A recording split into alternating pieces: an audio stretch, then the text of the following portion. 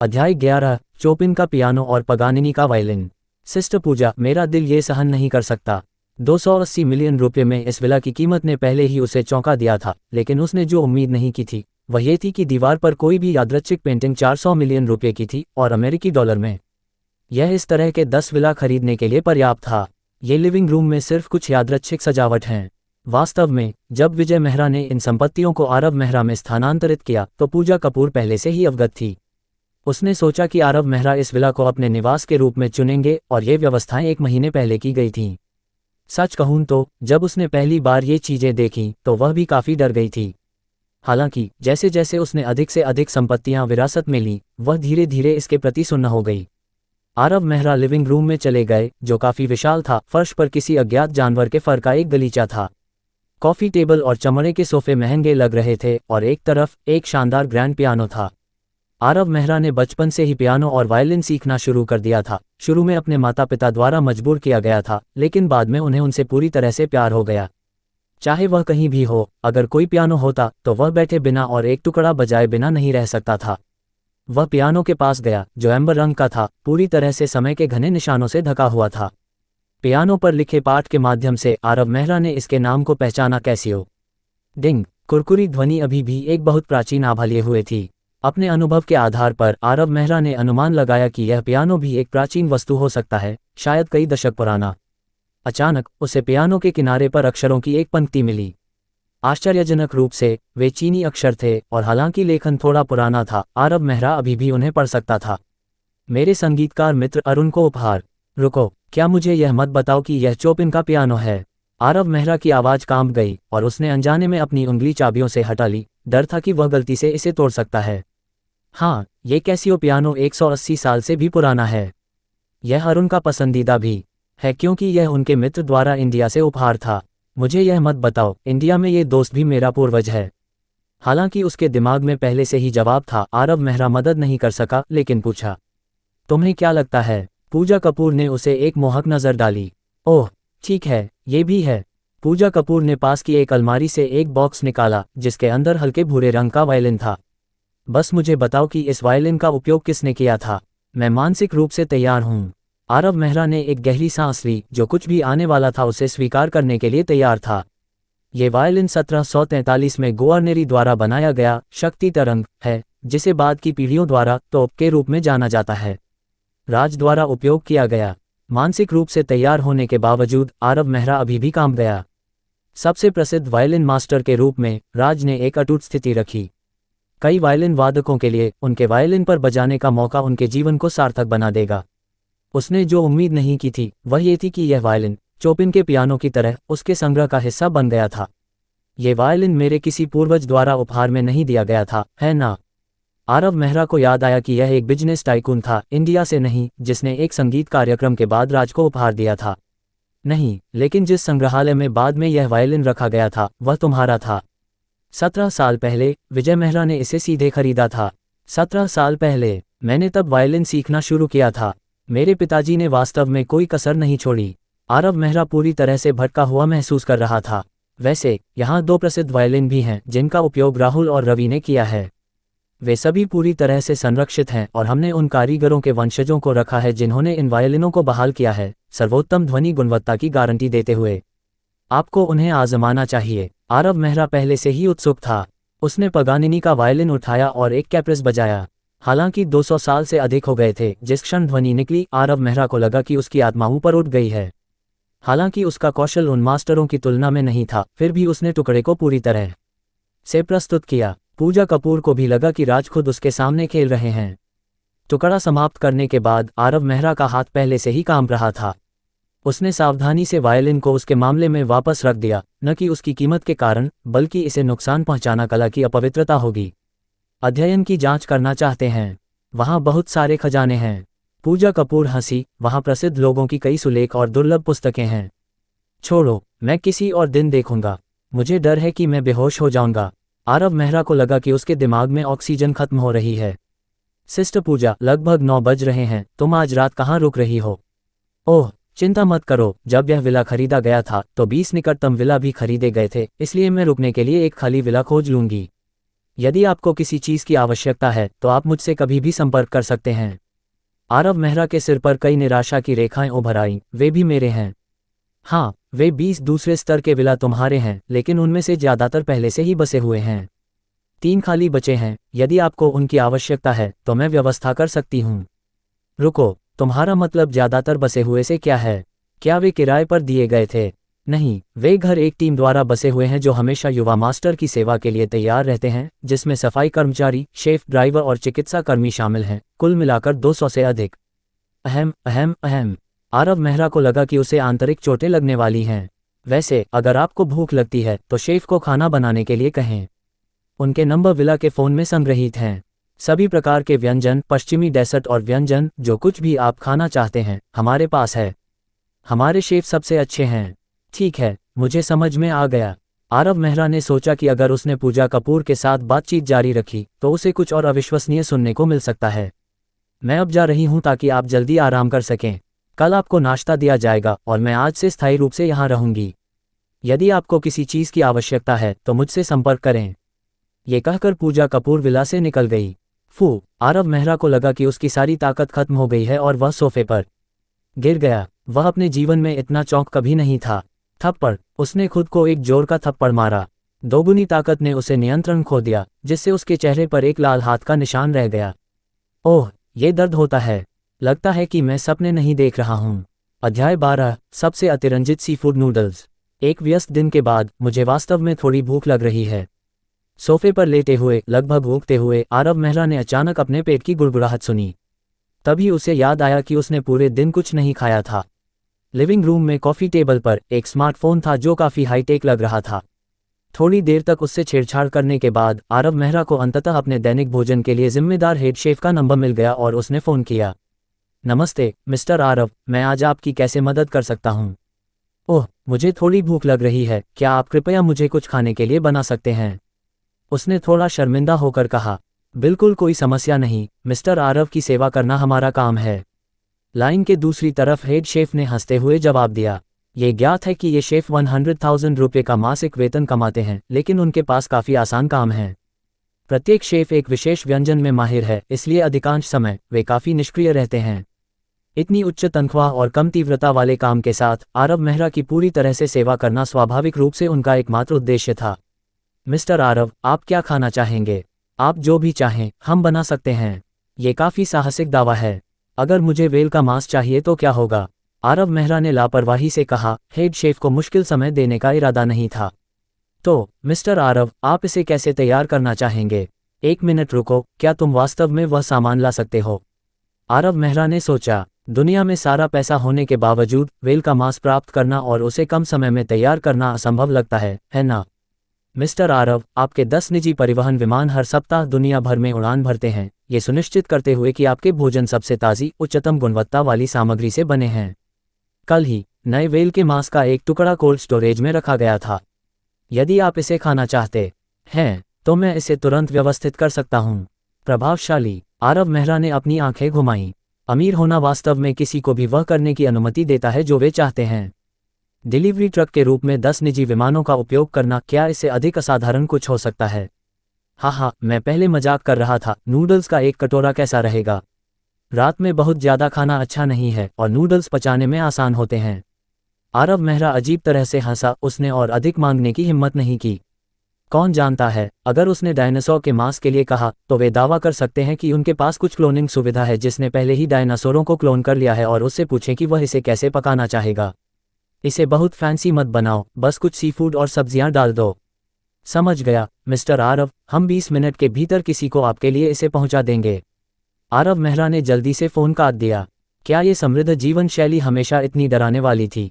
एक पसीने से भरे दिन के बाद आरव मेहरा स्नान के लिए बाथरूम में चला गया। बाथटब, जो लगभग एक स्विमिंग पूल के आकार का था, ने उसे अपनी पैंट उतारने में संकोच किया। किसी कारण से इतने बड़े कमरे में स्नान करने से उसे थोड़ी बेचैनी महसूस हुई। क्या यहाँ छिपे हुए कैमरे हैं? उसने बेशर्मी से सोचा। निश्चिंत रहें मेजबान, यहाँ कोई निगरानी उपकरण नहीं है। आप आराम कर सकते हैं और स्नान कर सकते हैं। निधि की असमय आवाज़ उसके कान में आई। आरव मेहरा के साथ एकीकृत होने के कारण निधि पूरी तरह से समझ सकती थी कि उसके दिमाग में क्या चल रहा था। अगर तुम चुप रहती तो कोई तुम्हें गूंगा नहीं समझता। आरव मेहरा बड़बड़ाया। ये सबसे आरामदायक स्नान था जो उसने कभी लिया था। किसी तरह स्नान के बाद उसने तरोताजा महसूस किया और उसकी प्रारंभिक नींद भी थोड़ी कम हो गई थी। मेजबान, इस पानी में बड़ी मात्रा में सक्रिय खनिज होते हैं जो गर्म झरनों के समान होते हैं। ये शरीर के लिए बहुत फायदेमंद है। क्या ये वास्तव में आवश्यक है? आरव मेहरा ने सोचा कि यह बहुत अधिक भोग था। अमीर होना एक बात है, लेकिन कुछ खर्च केवल पैसे और समाज के संसाधनों की बर्बादी हैं। मुझे कल सिस्टर पूजा से इन व्यर्थ चीजों से छुटकारा पाने में मदद करने के लिए कहना होगा, आरव मेहरा ने सोचा। जैसे ही उसने अपना स्नान समाप्त किया, एक युवा लड़के ने उसके द्वारा ऑर्डर किए गए नूडल्स पहुंचाए। वह हेड शेफ का बेटा था, युवा फिर भी मेहनती। मिस्टर आरव, आपके नूडल्स। उसने एक बॉक्स सौंपा। इसमें एक स्वचालित इंसुलेशन सुविधा है। अपने भोजन का आनंद लें। आपके कठिन काम के लिए धन्यवाद। जल्दी घर जाओ क्योंकि देर हो गई है। आरव मेहरा ने उसे धन्यवाद दिया, बॉक्स वाला भोजन वापस अपने कमरे में ले गया। ये वे सी फूड का थोड़ा सा जोड़ना कहते हैं। आरव मेहरा टेकआउट बॉक्स खोलते ही पूरी तरह से भ्रमित हो गया। नूडल्स और सब्जियां थीं। घर वापस वह भी सी फूड नूडल्स का आनंद लेता था, लेकिन यह आमतौर पर सिर्फ झींगा और स्कैलप्स होता था। फिर भी यहाँ इस बड़े नूडल कटोरे में एक सम्राट केकड़ा और एक ऑस्ट्रेलियाई लॉबस्टर था, और यहाँ तक कि कुछ अबालोन भी थे। क्या वे गंभीर थे? इन नूडल्स के दाने 82 लाफिट से सिंचित नहीं किए गए होंगे, है ना? आरव मेहरा ने सनकी रूप से सोचा। छोड़ो, मैं बस खाऊंगा। उसने महसूस किया कि उसकी बेहतर शारीरिक फिटनेस के साथ उसकी भूख काफी बढ़ गई थी। वह शायद नूडल्स के इस विशाल कटोरे को खत्म कर सकता है। इतना ही नहीं, ये व्यंजन वास्तव में एक मास्टर शेफ का काम था। हालांकि यह एक साधारण तैयारी थी, शोरबा से आने वाली सुगंध अप्रतिरोध्य थी। उसने अपनी चॉपस्टिक उठाई और एक बूंद भी सूप छोड़े बिना दावत को खाना शुरू कर दिया। डकार टिल्ड। आरव मेहरा ने एक जोर की डकार ली, फिर ऑस्ट्रेलियाई लॉबस्टर के पंजे में से एक से अपने दांतों को उठाया। इस दर पर मैं बहुत आरामदायक हो जाऊंगा। 10 बज गए हैं। आरव मेहरा ने समय देखा। हर रात 10 बजे साक्षी का स्ट्रीम देखना उसकी दिनचर्या बन गई थी। वह कई बार उसके गाने सुनते सुनते सो भी जाता था। उसके मास्टर बेडरूम में top of the line specs वाला एक कंप्यूटर था। कौन जानता है कि इसमें किस प्रकार का ग्राफिक्स कार्ड या प्रोसेसर था, लेकिन इसकी बूटअप गति अविश्वसनीय रूप से तेज थी और सिस्टम की चिकनाई शायद गेम को त्रुटिहीन रूप से संभाल लेगी। निश्चित रूप से साक्षी ने ठीक समय पर अपनी स्ट्रीम शुरू कर दी थी, और ऐसा लगता है कि आरव मेहरा के कारण उसकी प्रशंसक संख्या 50,000 से बढ़कर 1.27 मिलियन हो गई थी। उसकी शुद्ध आवाज ने कई सच्चे प्रशंसकों को आकर्षित किया। स्तर 10 वीआईपी उपयोगकर्ता गणेश का मेजबान साक्षी के लाइव स्ट्रीम रूम में गर्मजोशी से स्वागत है। आरव मेहरा की उपस्थिति ने पहले से शांत चैट को हिला दिया। वह यहाँ है, वह यहाँ है। बॉस गणेश फिर से यहाँ है। अमीर आदमी, क्या तुम्हें किसी साइडकिक की जरूरत है? उस तरह के जो बात कर सकते हैं। हाँ, मुझे पता था कि बॉस गणेश आज रात साक्षी का लाइव स्ट्रीम देखेंगे। मैं पूरी शाम इंतजार करता रहा और वह यहाँ है। बॉस गणेश की सेना प्रस्ताव देने के लिए यहाँ है। 50 पैसे के लिए इसे कॉपी करें। ऊपर की टिप्पणी क्या है? क्या 50 पैसे बॉस गणेश की संपत्ति को माप सकते हैं? ये कम से कम 5 रुपये होना चाहिए। बॉस गणेश, क्या आप आज रात फिर से जांच कर रहे हैं? हम आपके नेतृत्व का पालन करेंगे। तुम यहाँ हो। इस रहस्यमय परोपकारी ने न केवल उसकी स्ट्रीम में 1 लाख के उपहार फेंके, बल्कि लोकप्रियता में भी वृद्धि लाई, जिससे उसकी आय में काफी वृद्धि हुई। हाँ, क्या तुम मेरा इंतजार कर रहे थे? आरव मेहरा ने वीआईपी पाठ का उपयोग करके लिखा। 66,666। बॉस गणेश ने छेड़खानी शुरू कर दी। बॉस गणेश, मैं उपलब्ध हूँ। मैं 168 सेमी डबल ई हूँ। मैं बिल्कुल तुम्हारी तरह हूँ। सेक्सी बॉस गणेश, ऑनलाइन छेड़खानी। 5,55,555 टिल्ड। मेरी साक्षी जल्द ही बॉस गणेश के आकर्षण में आ जाएगी। मुझे किरण चाहिए। नमस्ते, मैं किरण। अध्याय 13, सनकरी सड़क पर दुश्मन। क्या सुबह हो गई है? आरव मेहरा नींद से लड़खड़ाते हुए उठा। उसने समय देखा, सुबह के 10 बज चुके थे। उसने थोड़ा मुंह हाथ धोया और फिर एक बहुत ही गंभीर सवाल पर विचार करना शुरू किया। उसे आज दोपहर के भोजन में क्या खाना चाहिए? कल रात के देर रात के नाश्ते के अनुभव के बाद आरव मेहरा इन शेफ की शैली को जान गया था। चाहे वह कुछ भी कहे कि वह क्या खाना चाहता है, वे निश्चित रूप से उसे कुछ आश्चर्यजनक लाएंगे। चाचा पांडु, मैं आज बाहर दोपहर का भोजन खुद संभालूंगा। आप लोगों को किसी भी परेशानी में जाने की जरूरत नहीं है। आरव मेहरा ने निर्देश दिया। चाचा पांडु हेड शेफ थे। भविष्य में अगर मुझे कुछ चाहिए तो मैं आपको पहले से बता दूंगा। ठीक है, बस मुझे बताओ कि तुम क्या खाना चाहते हो। ओह नहीं, मैं गलती से ज्यादा सो गया और एक महत्वपूर्ण बात भूल गया। आरव मेहरा को अचानक याद आया। कि उसने कल रात इंस्टाग्राम पर साक्षी को जोड़ा था, लेकिन उसे नहीं पता था कि उसने मित्र अनुरोध को मंजूरी दी है या नहीं। उसने जल्दी से अपना फ़ोन निकाला और निश्चित रूप से मित्र अनुरोध को मंजूरी दे दी गई थी, लेकिन चैट खाली थी। साक्षी ने भी कोई संदेश नहीं भेजा था। माफ़ करना, मैं कल ही स्थानांतरित हुआ। मैं तुम्हारा गाना सुनते सुनते सो गया और नमस्ते नहीं कह पाया। आरव मेहरा ने जल्दी से उसे एक संदेश भेजा। हाँ, कोई चिंता नहीं, मुझे पता है कि तुम्हारे जैसे अमीर आदमी हमेशा व्यस्त रहते हैं। कुछ ही सेकंड में उसे साक्षी का जवाब मिला, साथ में एक प्यारा इमोजी भी था। वैसे अमीर दोस्त, तुम कहाँ स्थानांतरित हुए? मैं दिल्ली सिटी में स्थानांतरित हो गया। संयोग से स्कूल यहाँ है, इसलिए मैं यहाँ हमेशा के लिए रहने की योजना बना रहा हूँ। स्कूल? क्या तुम छात्र हो? साक्षी ने एक भ्रमित इमोजी भेजा। मैंने सोचा कि तुम कम से कम 40 या 50 साल के मध्यम आयु वर्ग के आदमी हो। हाँ, मैं केवल 20 साल का हूँ। मैंने गर्मी की छुट्टी के बाद अभी अभी अपना जूनियर वर्ष पूरा किया है। मैं शिवाजी यूनिवर्सिटी में हूँ। क्या संयोग है, मैं भी दिल्ली सिटी में पढ़ रही हूँ, लेकिन मैं सरस्वती म्यूजिक कॉलेज में हूँ। मेरे ग्रेड तुम्हारे जितने अच्छे नहीं हैं। वास्तव में साक्षी विनम्र हो रही थी।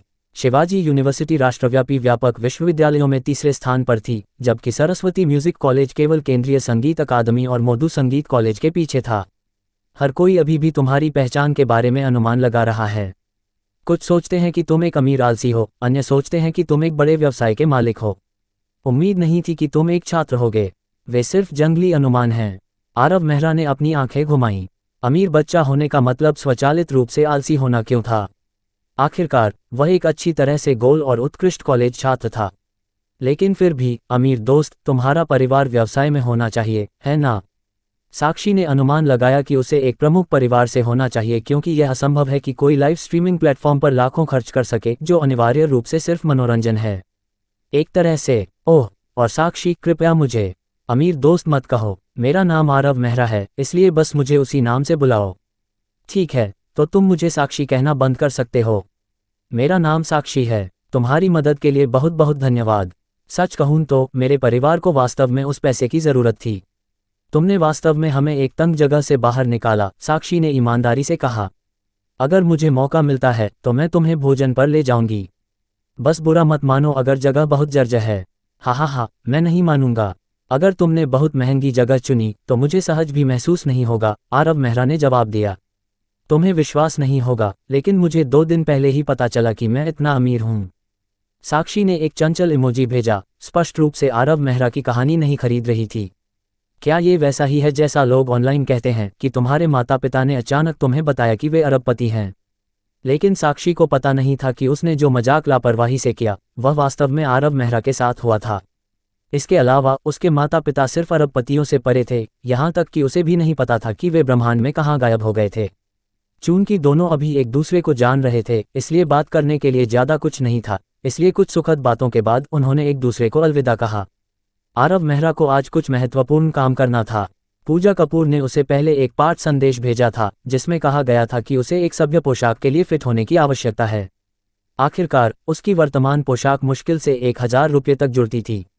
मूल रूप से आरव मेहरा एक सभ्य पोशाक खरीदने के लिए एक मॉल खोजने जा रहा था, लेकिन पूजा कपूर ने उसे बताया कि उसके पास आरव मेहरा और उसकी सेवा करने वालों के लिए कपड़े सिलने के लिए एक निजी कारखाना है। दोपहर में कोई उसका माप लेने आएगा। पहले कुछ खाना खाने चलते हैं। आरव मेहरा ने लापरवाही से साधारण शॉर्ट्स और एक टी शर्ट पहनी, अपनी चाबियां उठाईं और बाहर निकल गया। स्कूल के पास कई अच्छे रेस्तरां थे। कुछ काफ़ी महंगे थे और वह आमतौर पर उन्हें वहन नहीं कर सकता था, लेकिन अब उसे ऐसी चिंताएं नहीं थीं।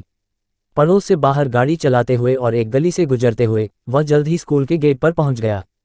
छुट्टी के कुछ दिन हो गए थे, इसलिए मेहनती स्नातक छात्रों के अलावा ज़्यादा लोग नहीं बचे थे। आमतौर पर हलचल भरा स्कूल गेट काफ़ी शांत लग रहा था, लेकिन सौभाग्य से कम लोगों के आसपास होने के कारण आरव मेहरा को जल्दी से एक पार्किंग स्थल मिल गया। जैसे ही वह कार से बाहर निकला, एक परिचित आवाज ने उसे पुकारा। पुराने आरव। एक थोड़ा मोटा लड़का उसके पास आया। यह उसका रूममेट राहुल रॉय था। वाह, ये वास्तव में तुम हो। क्या तुम लंबे हो गए हो? तुम अलग दिखते हो। क्या तुमने प्लास्टिक सर्जरी करवाई है? मैं लगभग तुम्हें पहचान नहीं पाया। यहाँ से निकलो, मैं अभी भी बढ़ रहा हूँ, क्या तुम्हें नहीं पता? आरव मेहरा ने मजाक किया, ये देखते हुए कि उसकी उपस्थिति थोड़ी बदल गई थी। तुम अभी तक घर क्यों नहीं गए? ठीक है, मेरा परिवार चाहता है कि मैं स्नातक स्कूल में जाऊं। अगर मैं घर पर होता तो मेरे पास अध्ययन करने का ध्यान नहीं होता, इसलिए मैं स्कूल में रहा। कम से कम पुस्तकालय अधिक उत्पादक है, राहुल रॉय ने कहा। तुम्हारा क्या? मैंने सोचा कि तुम घर गए थे। तुम वापस क्यों आए हो? ओह, मैं हाल ही में स्थानांतरित हुआ हूँ, दिल्ली सिटी में स्थानांतरित हो गया। आरव मेहरा को यकीन नहीं था कि कैसे समझा जाए। वाह, लो प्रोफाइल रखना। दिल्ली सिटी में आवास की कीमतें हाल के वर्षों में 3 गुना हो गई हैं और तुम्हारा परिवार अभी भी वहां खरीद सकता है। प्रभावशाली, राहुल रॉय ने ईर्ष्या से कहा। शिवाजी यूनिवर्सिटी के आसपास औसत आवास की कीमत 60,000 रुपये प्रति वर्ग मीटर से अधिक हो गई थी, जिससे कोई भी घर जीवन भर का काम बन गया था। हा, सच कहूं तो मेरे पिताजी ने मुझे कुछ दिन पहले बताया था कि मैं वास्तव में एक अमीर बच्चा हूं। आरव मेहरा ने मजाक में कहा। ठीक है, मैं तुम पर विश्वास करता हूं। मैं पढ़ाई से थक गया हूं। तुम आज मुझे दोपहर का भोजन खिलाओ। कोई समस्या नहीं। ताज कैसा रहेगा? लानत है, मैं मजाक कर रहा था, क्या तुम गंभीर हो? ताज, आधिकारिक तौर पर ताज स्पेनिश कला रेस्तरां सुपर फैंसी नहीं था, लेकिन इसमें प्रति व्यक्ति 300 से अधिक का औसत खर्च था और पेट भरने के लिए कम से कम 500 रुपये लगेंगे। ये छात्रों के लिए काफ़ी विलासिता थी। बकवास बंद करो। 3 साल तक रूममेट होने के लिए मैं तुम्हें कहीं अच्छी जगह ले जाने के लिए खून बेच दूंगा, आरव मेहरा ने मजाक किया। ओह लड़का, क्या इस आदमी का परिवार अब वास्तव में अमीर है? राहुल रॉय भ्रम में पीछा किया, लेकिन आरव मेहरा को जानने के बाद वह दिखावा करने वाला नहीं था। आरव मेहरा कभी कभी बचाए गए भत्ते के पैसे से शेयर बाजार में हाथ आजमाता था, इसलिए शायद उसने हाल ही में वास्तव में अमीर मारा था। ये काफ़ी संयोग था कि जब वे रेस्तरां के प्रवेश द्वार पर पहुंचे तो 2 लोग चले आए। उनमें से एक उसकी पूर्व प्रेमिका रिया वर्मा थी। उसकी बांह पकड़ने वाला उसका नया प्रेमी अर्जुन शर्मा था। हा, आरव मेहरा के प्रतिक्रिया देने से पहले राहुल रॉय ठंडी हंसी हंसा। क्या छोटी दुनिया है। अध्याय 14, तुम्हारी पसंद वाकई इतनी अच्छी नहीं है। आरव मेहरा रिया वर्मा के प्रति अविश्वसनीय रूप से उदार था, एक तथ्य जो उसके रूममेट राहुल रॉय को अच्छी तरह से पता था। हर कोई अभी भी सिर्फ एक छात्र था, लेकिन आरव मेहरा ने अपना सारा पैसा रिया वर्मा पर खर्च किया, जो वह अपने खाली समय में कमाने में कामयाब रहा। लगभग हर हफ्ते उसने रिया वर्मा के लिए छोटे छोटे आश्चर्य तैयार किए, लिपस्टिक, परफ्यूम, संगीत कार्यक्रमों या प्रदर्शनों के टिकट। उसे कक्षा में लाने और ले जाने के लिए उसने एक इलेक्ट्रिक स्कूटर खरीदने के लिए बचत भी की, जो एक साधारण परिवार के बच्चे के लिए कोई छोटा खर्च नहीं था। इस बिंदु पर राहुल रॉय आरव मेहरा से भी अधिक गुस्सा था। जैसे ही वे एक दूसरे के पास पहुंचे, रिया वर्मा और आरव मेहरा की आंखें आपस में मिल गईं। वह थोड़ा अलग क्यों दिखता है? हालांकि वह 2 साल से आरव मेहरा के साथ थी, फिर भी वह स्पष्ट बदलावों को आसानी से देख सकती थी। वह न केवल लंबा था बल्कि अधिक सुंदर भी था। हालांकि उसे यकीन था कि उसने उसे गलत नहीं समझा था। शायद दोषी महसूस करते हुए उसने जल्दी से अपनी नज़रें हटा लीं, जबकि आरव मेहरा ने सीधे उसकी ओर देखना जारी रखा।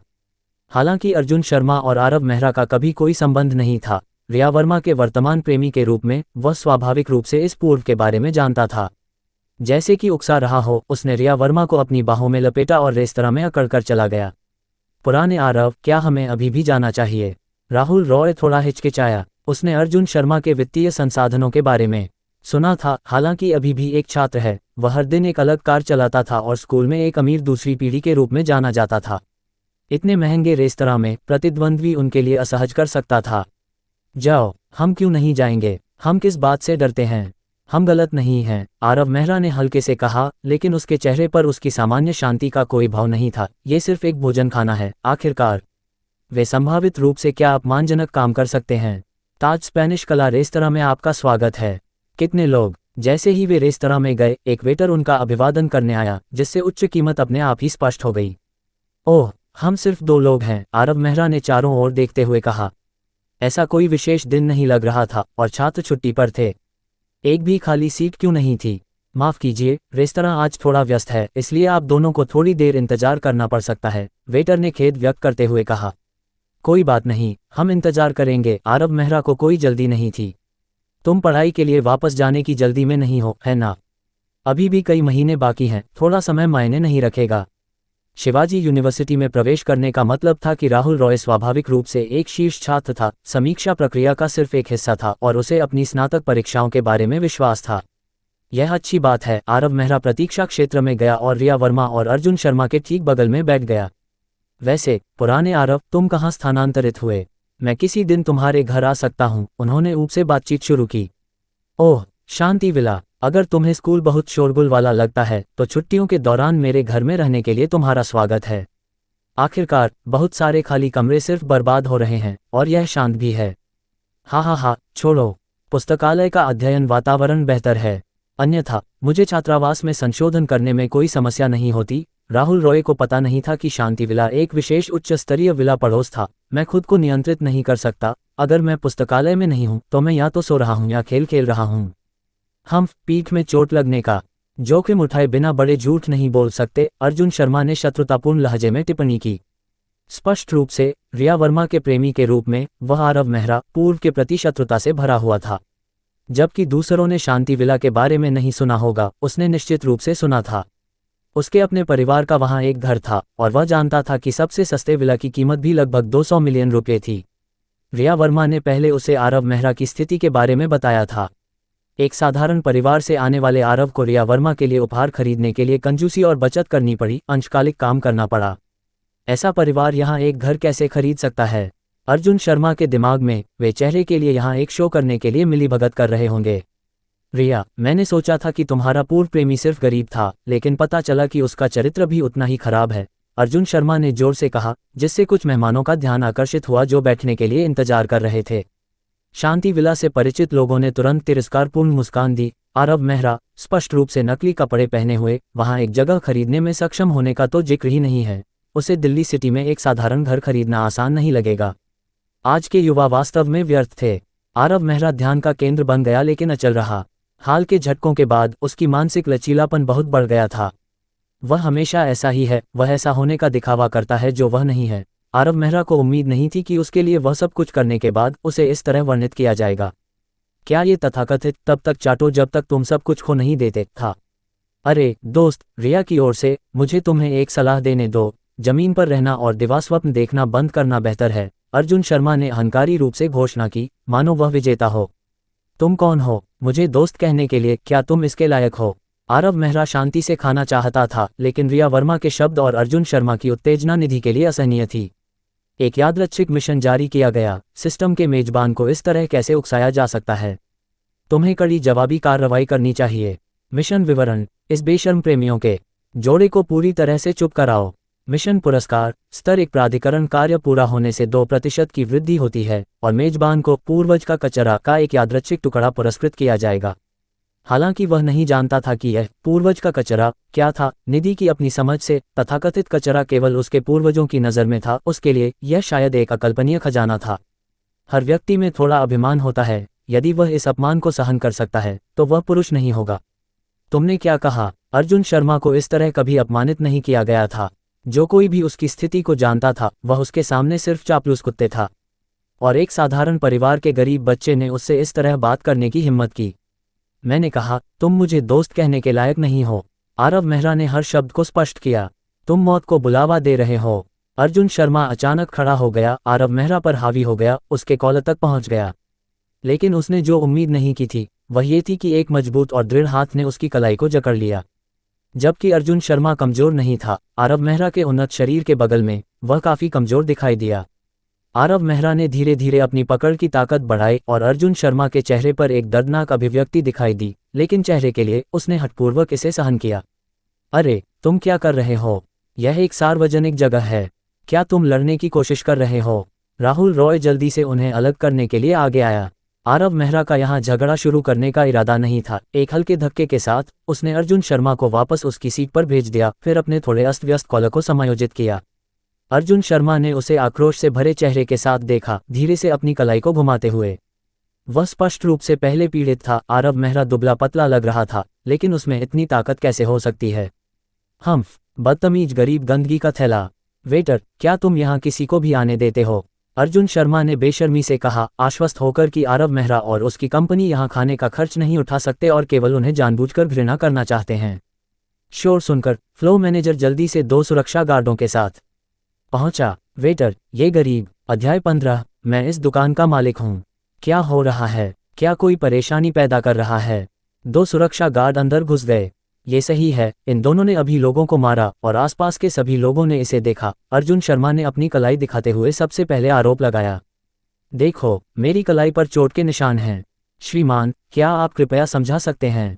लॉबी मैनेजर, काफी अनुभवी होने के कारण, बता सकती थी कि दोनों के बीच कुछ संघर्ष और विवाद है। लेकिन वह अर्जुन शर्मा की बात मानने और सीधे ये निष्कर्ष निकालने वाली नहीं थी कि आरव मेहरा और राहुल रॉय परेशानी पैदा कर रहे थे।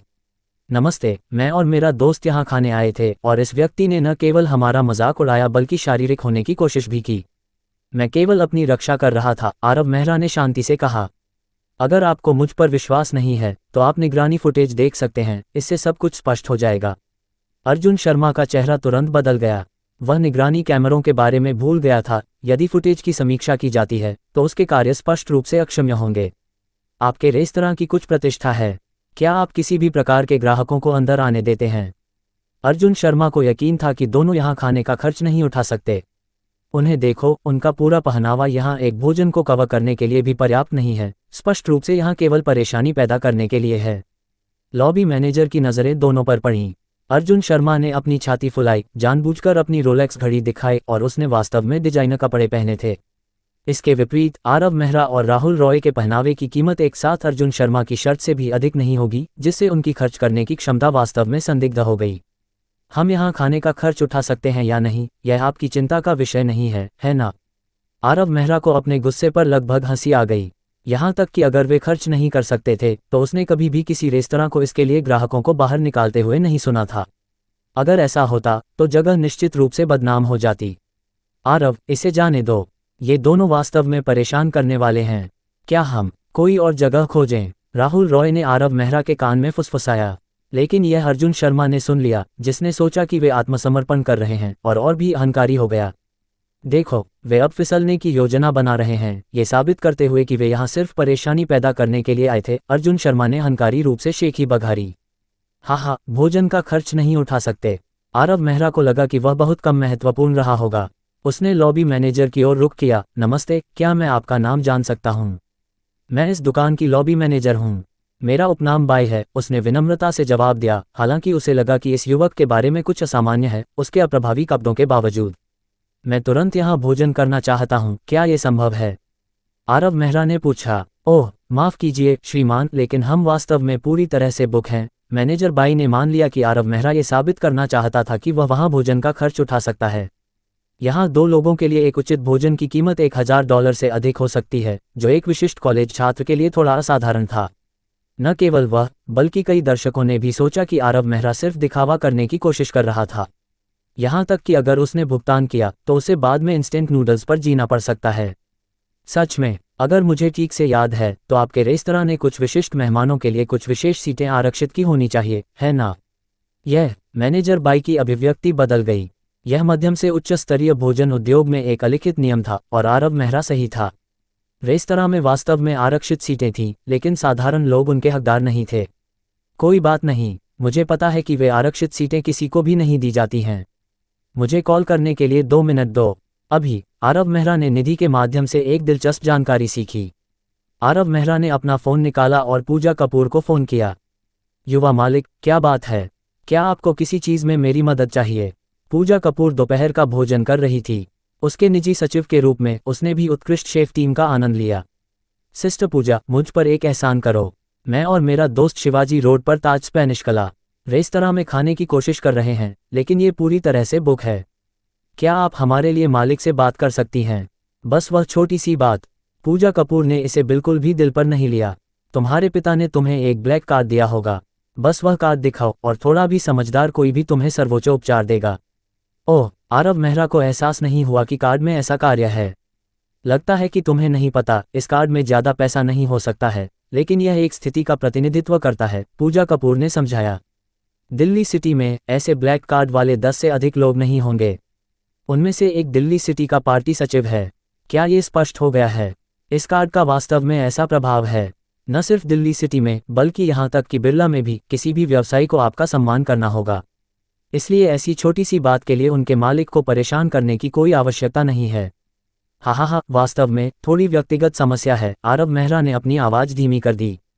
सच कहूँ तो मैं यहाँ अपनी पूर्व प्रेमिका और उसके प्रेमी से मिला और वे मेरा मजाक उड़ा रहे हैं कि मैं भोजन का खर्च नहीं उठा सकता।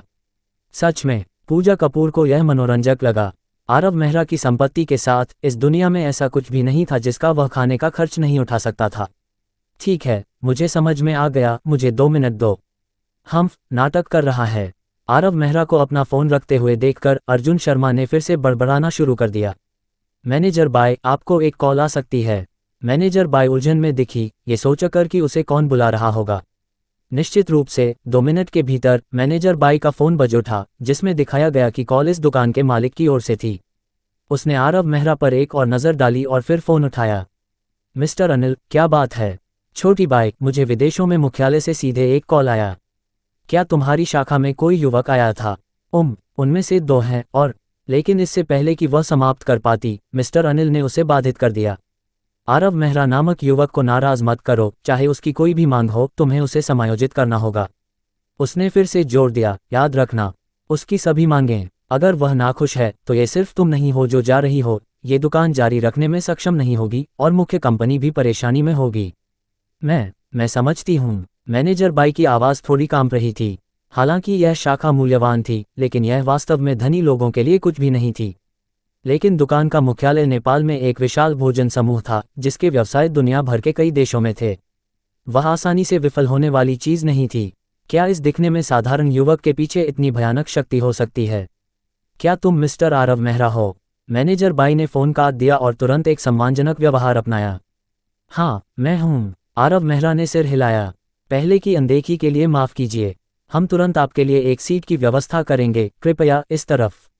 रुको, तुम्हारा मतलब क्या है? हम पहले यहाँ थे, तुम उसे पहले सीट क्यों दे रहे हो? अर्जुन शर्मा, स्थिति से अभी भी अनजान, ने विरोध किया।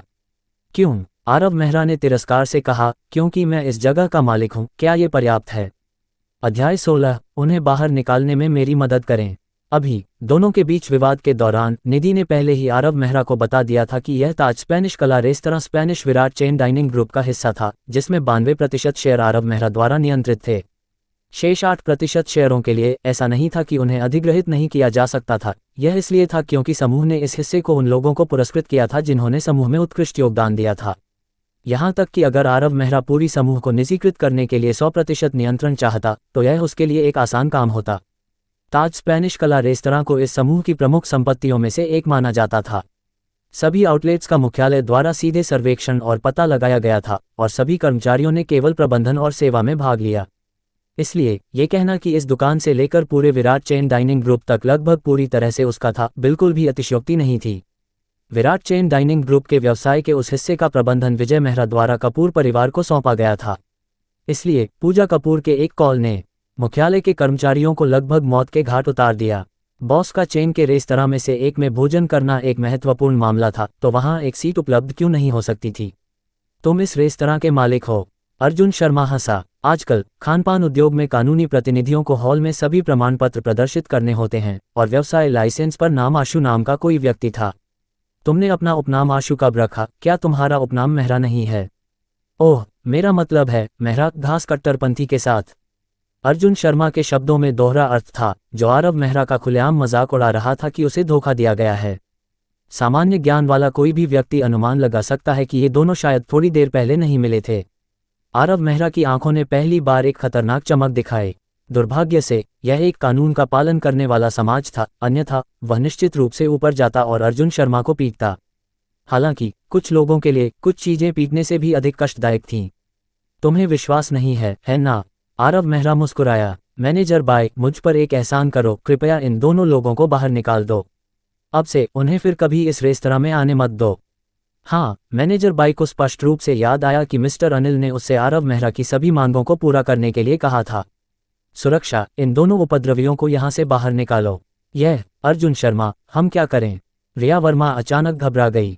अगर उन दोनों को इस तरह बाहर निकाल दिया जाता तो वे स्कूल में उपहास का पात्र बन सकते थे। आखिरकार स्कूल के आसपास काफी लोग अर्जुन शर्मा को जानते थे, और थोड़ी सी जांच से रिया वर्मा की पहचान स्वाभाविक रूप से सभी को पता चल जाएगी। क्या तुम अब और व्यापार नहीं करना चाहते? अर्जुन शर्मा निडर दिखा। ये पहली बार है जब मैंने किसी को ग्राहकों को बाहर निकालना चाहते हुए सुना है। क्या तुम्हें डर नहीं है कि भविष्य में तुम्हारी प्रतिष्ठा खराब होगी? मैनेजर बाय, हमने अभी निगरानी की जांच की है, एक वेटर ने मैनेजर बाय के कान में कहा।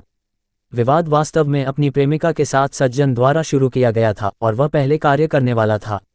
तो यह आसान है। मैनेजर बाय थोड़ा मुस्कुराए। जब तक वे सही थे तब तक डरने की कोई बात नहीं थी। सामान्य उपभोक्ताओं के लिए हम स्वाभाविक रूप से उनका स्वागत करते हैं, लेकिन उपद्रवियों के लिए ये रेस्तरां हमेशा उनसे घृणा करता रहा है, मैनेजर बाई ने कहा।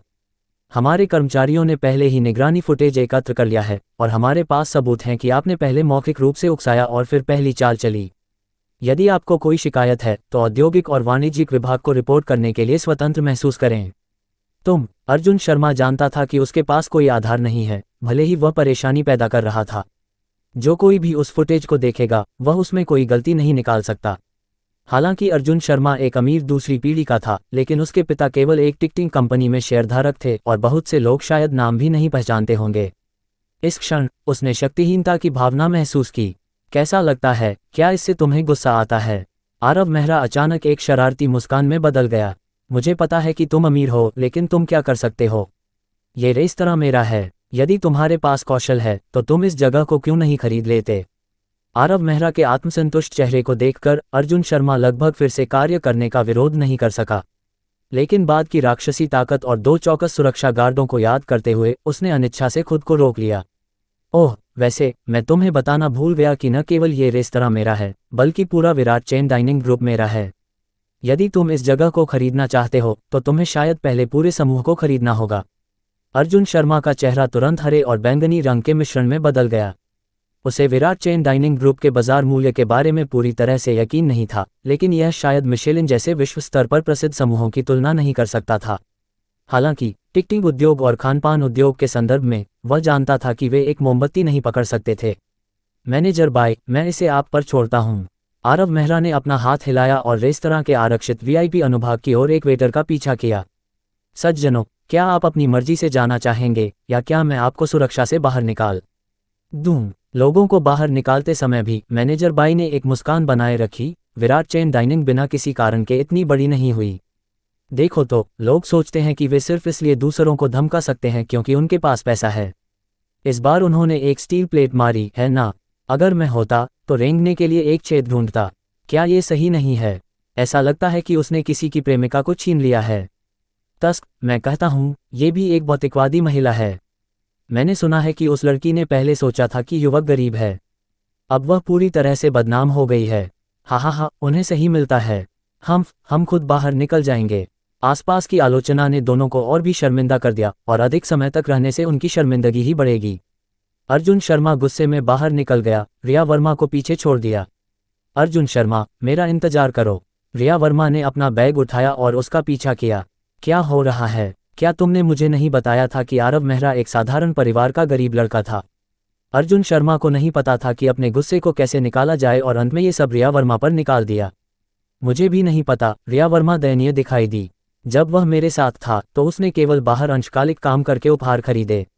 मुझे कभी नहीं पता था कि उसका परिवार इतना अमीर था। यह उतना सरल नहीं है जितना लगता है। अर्जुन शर्मा ने अपने जीवन में इतना बड़ा नुकसान कभी नहीं उठाया था। तो वह अमीर है ना? मैं देखूंगा कि वह वास्तव में कितना सक्षम है। अर्जुन शर्मा, तुम क्या करने जा रहे हो? कोई भी लापरवाह काम मत करो। क्या तुम उसकी चिंता कर रही हो? अर्जुन शर्मा ने एक विकृत चेहरे के साथ दहाड़ लगाए। नहीं, मैं उससे कब का रिश्ता तोड़ चुकी हूँ। बिल्कुल नहीं। रिया वर्मा आरव मेहरा के बारे में चिंतित नहीं थी। अर्जुन शर्मा बहुत हठी था। वह सिर्फ चिंतित थी कि अगर अर्जुन शर्मा बिना विवेक के कोई जल्दबाजी करता है तो यह उसे भी फंसा सकता है। चिंता मत करो, मुझे पता है कि मैं क्या कर रहा हूँ। मैं बस उसे एक सबक सिखाना चाहता हूँ। अध्याय 17। क्या 100 मिलियन पर्याप्त हैं? रेस्तरां ने एक बहुत ही खास जगह की व्यवस्था की जहां आने वाला लगभग हर ग्राहक पहली नज़र में ध्यान देगा, फिर भी ये पूरी जगह में बहुत विशिष्ट नहीं लग रहा था। मिस्टर आरव, यहाँ आपका मेनू है। वेटर ने एक अति सुंदर ढंग से तैयार की गई पुस्तिका लाए। आरव मेहरा ने देखा कि यह मेनू दूसरों से अलग लग रहा था, शायद विशेष रूप से उसके लिए डिज़ाइन किया गया था। 2 टोमाहॉक स्टेक, मध्यम अच्छे, एक अर्जेंटीना झींगा, एक फोई ग्रास। प्रत्येक व्यंजन की कीमत एक औसत विश्वविद्यालय के छात्र को पसीना ला सकती है, लेकिन आरव मेहरा के लिए अब उसे कुछ भी महसूस नहीं हुआ। कल रात उसके सीफूड नूडल में कोई भी छोटा घटक शायद इस पूरे भोजन से अधिक महंगा था। वह जानता था कि राहुल रॉय को ऑर्डर करने में निश्चित रूप से शर्मिंदगी महसूस होगी, इसलिए वह आगे बढ़ा और उन दोनों के लिए ऑर्डर किया। बेशक उसने इसे ज्यादा नहीं किया, बस 2 लोगों के लिए पर्याप्त मात्रा में। बस इतना ही, और कृपया हमारे लिए थोड़ा जल्दी करें। आरव मेहरा ने सोचा कि उसने पहले राहुल रॉय के पेट की गुड़गुड़ाहट सुनी थी। निश्चिंत रहें, हम आपके लिए इसे यथासंभव जल्दी व्यवस्थित करेंगे। वेटर झुका और चला गया। बकवास आरव मेहरा, तुमने वास्तव में हमें अंधेरे में रखा। वेटर के जाते ही राहुल रॉय ने तुरंत नाटकीय रूप से अभिनय किया जैसे कि वह आरव मेहरा को खाने ही वाला हो, 3 साल रूममेट के रूप में, और हमें नहीं पता था कि तुम इतने अमीर हो। तुम्हारे जैसे अमीर आदमी हमेशा मेरे जैसे गरीब आदमी से पैसे उधार लेता है। शांत हो जाओ, शांत हो जाओ। आरव मेहरा ने राहुल रॉय को वापस उसकी सीट पर धकेल दिया। क्या मैंने तुम्हें नहीं बताया? मुझे हाल ही में पता चला कि मेरे परिवार के पास इतना पैसा है, मैं पहले दिखावा नहीं कर रहा था। राहुल रॉय की संशयपूर्ण नज़र देखकर आरव मेहरा ने कहा, मुझे बताओ, इन 3 वर्षों में क्या तुमने मुझे कभी भी भव्य रूप से खर्च करते या हर समय स्कूल में लग्जरी कारें चलाते हुए देखा है? ठीक है, तुमने नहीं। राहुल रॉय ने थोड़ी देर सोचा। आरव मेहरा वास्तव में इन 3 वर्षों में काफ़ी साधारण लग रहा था। कोई भी व्यक्ति कितना भी अच्छा दिखावा करे, इतने लंबे समय में वे अंततः फिसल जाएंगे। चलो बताओ, तुम्हारे परिवार के पास कितना पैसा है? राहुल रॉय ने सावधानी से पूछा। डर था कि दूसरे सुन सकते हैं। आरव मेहरा ने अपना सिर हिलाया। क्या तुम मुझ पर विश्वास करोगे अगर मैंने कहा कि मुझे ये भी नहीं पता कि हमारे पास कितना पैसा है? राहुल रॉय ने अपना सिर हिलाया। स्पष्ट रूप से कोई भी उस पर विश्वास नहीं करेगा। रुको, तुमने पहले जिस शांति विला के बारे में बात की थी, वह किस तरह की जगह है? आरव मेहरा और अर्जुन शर्मा के बीच पहले हुए टकराव का केंद्र बिंदु राहुल रॉय को अचानक याद आया। ओह, ये स्कूल से लगभग 3 किलोमीटर दूर वह विला जिला है। याद है पिछली बार हमारे छात्रावास के रात्रिभोज में देव नायक ने इसके बारे में पूछा था। वहाँ संपत्ति की कीमतें वास्तव में अधिक हैं, है ना? राहुल रॉय ने 5 उंगलियां बढ़ाईं। क्या यह आंकड़ा मेल खाता है? लगभग, लेकिन मेरे घर में तुम्हें एक और उंगली जोड़ने की जरूरत होगी। 6 लाख। राहुल रॉय ने राहत की सांस छोड़ी। बहुत अपमानजनक नहीं लगा? नहीं, मेरा मतलब है 10 के स्थान पर एक और उंगली जोड़ो। लानत है। 15 लाख। राहुल रॉय ने लगभग रेस्तरां में मेज पटक दी। घर वापस 15 लाख में कुछ दूरदराज के स्थानों में एक पूरा घर खरीदा जा सकता है। मुझे याद है कि वे वहां केवल विला बेचते हैं, है ना? तुम्हारा कितना बड़ा है? कम से कम 400 वर्ग मीटर होना चाहिए। राहुल रॉय ने गणना करना शुरू कर दिया और उसके दिमाग में शून्य की श्रृंखला ने लगभग उसे बेहोश कर दिया। ठीक है, इसे समझना बंद करो। जब समय होगा तो मैं तुम में से कुछ लोगों को अपने घर पर घूमने के लिए ले जाऊंगा और तब तुम्हें पता चलेगा। आरव मेहरा ने सोचा कि अगर राहुल रॉय पूछता रहा तो यह उसके आत्मविश्वास को कम कर सकता है, क्योंकि उसके घर में कुछ भी, यहाँ तक कि कला का एक टुकड़ा भी, एक पूरे घर से अधिक मूल्यवान हो सकता है। पुराने आरव, हमने 3 साल पहले सहमति व्यक्त की थी। यदि तुम अमीर हो जाते हो तो हमें मत भूलना। अब जब तुम वास्तव में अमीर हो तो हमें लटका मत दो। हा, चिंता मत करो। अगर तुम्हारे पास कोई उद्यमशीलता विचार है तो बस मुझे बताओ, मैं निश्चित रूप से तुम लोगों का समर्थन करूंगा। हालांकि आरव मेहरा सभी का समर्थन नहीं कर सकता था, लेकिन वह अपने रूममेट्स का पूरी तरह से समर्थन करेगा। बहुत बढ़िया, उसी का इंतजार कर रहे थे। ईमानदारी से, हमारे पास कुछ विचार पक रहे हैं। ओह, आरव मेहरा को तुरंत दिलचस्पी हो गई। उनके छात्रावास में वह भौतिकी का अध्ययन करने वाला एकमात्र व्यक्ति था और अन्य 3 कंप्यूटर विज्ञान में प्रमुख थे और वे सभी गेमिंग से प्यार करते थे। चलो उन्हें सुनते हैं। हे, इन 3 वर्षों के साथ हम सिर्फ गेम नहीं खेल रहे थे या लड़कियों का पीछा नहीं कर रहे थे। जब तुम डेटिंग कर रहे थे तो हम एक गेम के लिए एक प्रोटोटाइप लेकर आए थे, और अगर यह बन जाता है तो यह निश्चित रूप से बाजार में हिट होगा। अफसोस, राहुल रॉय ने आह भरी, ये सिर्फ इतना है कि हमारे पास धन की कमी है। हम गेम व्यवस्थापित नहीं कर सकते हैं और हमारे पास पर्याप्त जनशक्ति नहीं है, इसलिए हमें छोड़ना पड़ा। अन्यथा कोई भी स्वेच्छा से इस लानत स्नातक परीक्षा को नहीं लेगा। $10 मिलियन का प्रारंभिक निवेश, क्या ये पर्याप्त है? थू, राहुल रॉय ने अभी अभी पिया हुआ पानी थूक दिया। 10 मिलियन शब्द लापरवाही से आरव मेहरा की जीभ से निकल गए। इसे कौन संभाल सकता है? क्या बात है, पर्याप्त नहीं है? आरव मेहरा गेमिंग उद्योग को अच्छी तरह से नहीं जानता था, लेकिन एक बड़ा गेम विकसित करने के लिए वास्तव में बहुत अधिक धन की आवश्यकता होती है। ये निर्विवाद था। तो 100 मिलियन के बारे में क्या ख्याल है? खांसी। राहुल रॉय ने जोर से खांसना शुरू कर दिया। आरव मेहरा के परिवार के पास कितना पैसा था?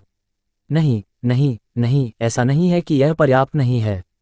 शुरू में हमारा गेम केवल मोबाइल उपयोगकर्ताओं के लिए है, इसलिए हमें इतनी अधिक फंडिंग की आवश्यकता नहीं है। लेकिन क्या तुम्हें डर नहीं है कि हम बिना देखे निवेश करके तुम्हें धोखा दे रहे हैं? हा, मुझे तुम लोगों पर भरोसा है। आरव मेहरा हंसा। इसके अलावा अगर हम विफल भी हो जाते हैं तो ऐसा ही हो, हम फिर से कोशिश करेंगे। वाह, तुम कमाल के हो। राहुल रॉय अवाक था। क्या अमीर लोग अब ऐसे ही करते हैं? लाखों का नुकसान बस ऐसे ही टाल दिया। सभी गेम से संबंधित सामग्री व्यवस्थित करें। मैं अपने निजी सचिव को आपसे जुड़ने के लिए समय निकालूंगा। यदि सब कुछ ठीक हो जाता है तो धन तुरंत तैयार हो सकता है। आरव मेहरा ने कहा, लेकिन मैं केवल इसे निधि दूंगा, बाकी सब कुछ तुम लोगों को प्रबंधित करना होगा। समझ गया, पैसे से कुछ भी समस्या नहीं है। दोनों बात करते करते और भी उत्साहित हो गए और जल्द ही उनके द्वारा ऑर्डर किया गया खाना आ गया। उनके मुंह भरे होने के कारण उन्होंने इसके बाद जो कुछ भी कहा वह बुदबुदाया और अस्पष्ट था। चूंकि उन्होंने गेम प्रोजेक्ट के साथ जारी रखने का फैसला किया, इसलिए राहुल रॉय ने अपने करियर का पहला कदम पूरा करने के लिए अपनी सारी ऊर्जा केंद्रित करने के लिए अपनी स्नातक परीक्षा योजनाओं को त्याग दिया। संतुष्ट होने के बाद आरव मेहरा विला वापस चला गया क्योंकि दोपहर में किसी ने उसके लिए कपड़े सिलने का कार्यक्रम बनाया था। जैसे ही वह घर पहुंचा, उसे किसी ऐसे व्यक्ति का फोन आया जिससे उसने लंबे समय से नहीं सुना था। राहुल वर्मा, तुम कुछ और ही हो। स्नातक होने के बाद इतना लंबा समय हो गया है, तुमने मुझे कितनी बार फोन किया है? मैं हमेशा तुम तक पहुंचने वाला होता हूं। क्या आज कोई रहस्योद्घाटन हुआ? जब भी वह अपने पुराने डेस्कमेट से बात करता, आरव मेहरा को लगता था कि वह उन व्यस्त लेकिन सुंदर हाई स्कूल के दिनों में वापस आ गया है। मैंने सुना है कि तुम्हारा हाल ही में फिर से ब्रेकअप हो गया है, बस तुम्हें सांत्वना देने के लिए फ़ोन कर रही हूँ। हालांकि राहुल वर्मा ने यही कहा, लेकिन उसकी आवाज़ में कोई सांत्वना देने वाला स्वर नहीं था। चलो भी, क्या मैं तुम्हें नहीं जानता? अगर तुम मुझे शाप नहीं दे रही होती तो यह एक चमत्कार होता। मैं तुमसे विनती करता हूं कि तुम मुझ पर से इस कमीनी लड़की के शाप को हटा दो। हा, काफ़ी मजाक हो गया। अध्याय 18, शाही निजी अनुकूलन। अभी आधा महीना बाकी है, तब तक मेरी स्पोर्ट्स कार आ जानी चाहिए, उसने सोचा। अगर उसे दिखावा करना है तो वह कमरे में सबसे चमकदार व्यक्ति क्यों न बने और सभी उपस्थित लोगों को अंधा कर दे। लेकिन लंबे समय तक विचार करने के बाद वह ऐसा करने का कोई विशेष रूप से चौंकाने वाला तरीका नहीं सोच सका। युवा मालिक, मैं आपके लिए कुछ कपड़े सिलने के लिए किसी को लाया हूं। जब आरव मेहरा गहरे विचार में डूबा हुआ था, पूजा कपूर एक मध्यम आयु वर्ग के विदेशी के साथ अंदर आई, जिसके सुनहरे बाल और नीली आंखें थीं, जो एक डिजाइनर की तरह दिखते थे। मैं आपको परिचय कराती हूँ, ये इंग्लैंड में रेमंड कंपनी के शाही उच्च स्तरीय सिलाई के मुख्य डिजाइनर मिस्टर शिवा हैं।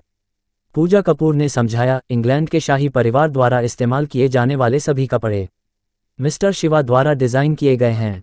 लानत है, इंग्लैंड का एक शाही डिजाइनर। आरव मेहरा चौंक गया। उसने मूल रूप से सोचा था कि पूजा कपूर अधिक से अधिक अंतर्राष्ट्रीय स्तर पर प्रसिद्ध मास्टर डिजाइनर को उसका माप लेने के लिए लाएगी, लेकिन उसने अपने जंगली सपनों में भी कभी इंग्लैंड के एक शाही डिजाइनर को आमंत्रित करने की उम्मीद नहीं की थी।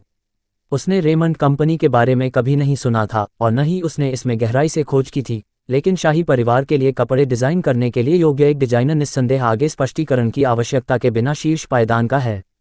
इतना ही नहीं, इंग्लैंड के शाही परिवार में इतने सारे राजकुमारों और राजकुमारियों के साथ ये डिजाइनर हर समय व्यस्त होने चाहिए। मुख्य डिजाइनर को पूरे इंडिया में आमंत्रित करना उसके परिवार के लिए एक बहुत बड़ा सौदा लगता था। पूजा कपूर, क्या ये रेमंड कंपनी सिलाई भी मेरे नाम से है? आरव मेहरा ने चुपचाप पूछा। बिल्कुल नहीं, लेकिन आपके पूर्वजों के इंग्लैंड के शाही परिवार के साथ अच्छे संबंध थे, इसलिए वे हमारे साथ इस निजी ब्रांड को साझा करने के लिए तैयार हैं। हमारे निजी कारखाने में प्रत्येक दर्जी ने वहां प्रशिक्षण लिया है और मिस्टर शिवा हमारे दीर्घकालिक मुख्य सलाहकार भी हैं। ओह माय, अगर पूजा कपूर ने आरव मेहरा को बताया होता कि ब्रांड उसका है तो वह ठीक हो सकता था, लेकिन अनजाने में उसे चौंकाने वाली खबर मिली कि उसके परिवार के इंग्लैंड के शाही परिवार के साथ बहुत अच्छे संबंध थे, जिससे मुख्य डिजाइनर का यहाँ होना समझ में आता है।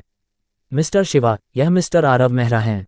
हमने आपको इस बार मिस्टर आरव के लिए कुछ उपयुक्त पोशाक डिजाइन और बनाने के लिए आमंत्रित किया है।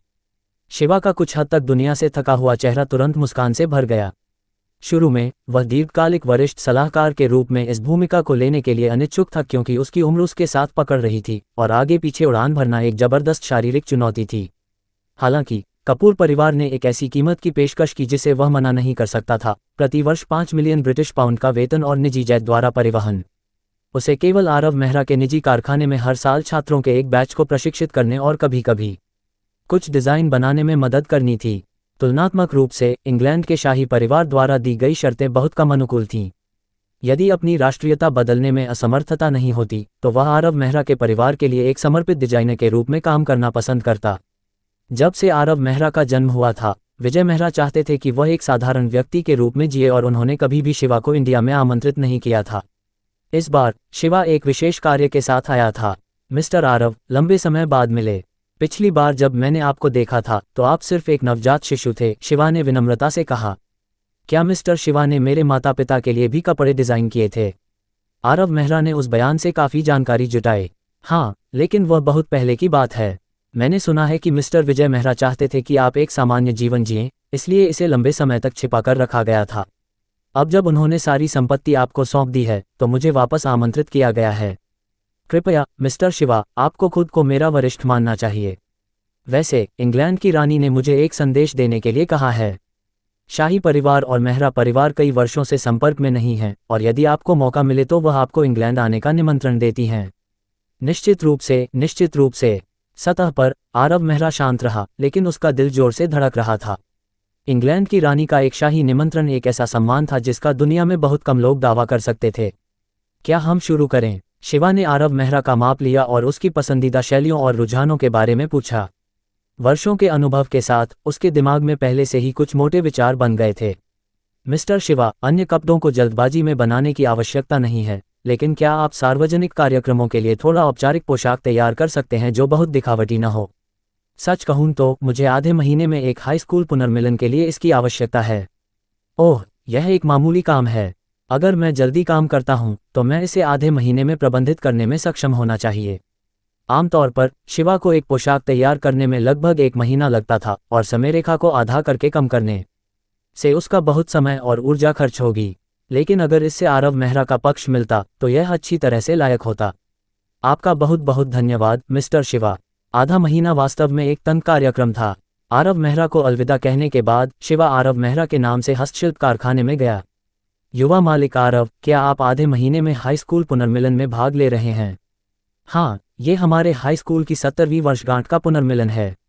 स्कूल ने कई प्रसिद्ध पूर्व छात्रों को आमंत्रित किया, लेकिन ऐसा लगता है कि हम सिर्फ अन्य पूर्व छात्र होंगे।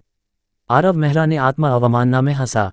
वास्तव में पुनर्मिलन केवल सफल स्नातकों के लिए अपने अल्मा मैटर में अपनी उपलब्धियों का दिखावा करने के लिए कार्यक्रम थे। कुछ ही लोगों को वास्तव में स्कूल की परवाह थी।